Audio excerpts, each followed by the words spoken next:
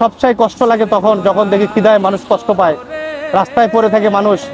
আমি মনে করি একটা দেশের বিবেক রাস্তায় পড়ে থাকে, এই সমস্ত মানুষ রাস্তায় পড়ে থাকেন, আমি মনে করি একটা জাতির বিবেক রাস্তায় পড়ে আছে, রাস্তায় ঘুমিয়ে আছে।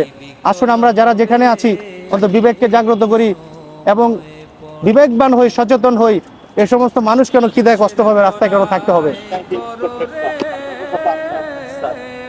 এই সমস্ত মানুষ কেন খিদায় কষ্ট পাবে, কেন রাস্তায় পড়ে থাকবে, এটা আমার জানা নাই।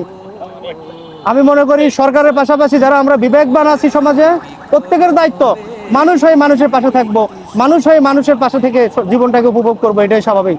কারণ পৃথিবীতে কেউ চিরস্থায়ী হয়ে আসেনি, কেউ এই বাংলাদেশ চিরস্থায়ী হয়ে পরিচালনা করার জন্য দায়িত্ব নেয়নি। একটা সময়ের পরে সবাই চলে যাবে, আসা যাওয়ার মধ্যে থাকবে। এর মধ্যে মানব কর্ম করে যেতে হবে, সৎ পথে থাকতে হবে, মানুষকে ভালোবাসতে হবে, মানুষের কাছে যেতে হবে। বসেন বসেন বসেন, আসুন না অহংকার হিংসা ভুলে গিয়ে কত মানুষ যাদের খাবার নেই, ঘর নেই, বাড়ি নেই, আত্মীয় স্বজন বলতে কেউ নেই, আসুন মানুষের পাশে দাঁড়াই, দেখবেন অনেক অনেক শান্তি পাওয়া যায়, অনেক স্বস্তি পাওয়া যায়, অনেক শান্তি পাওয়া যায়। ঠিক আছে? হ্যাঁ, ভালো লাগতেছে, ভালো লাগতেছে। আপন বলে নাই রে কেহ, সবই তোমার পর। হাওয়ার গাড়ি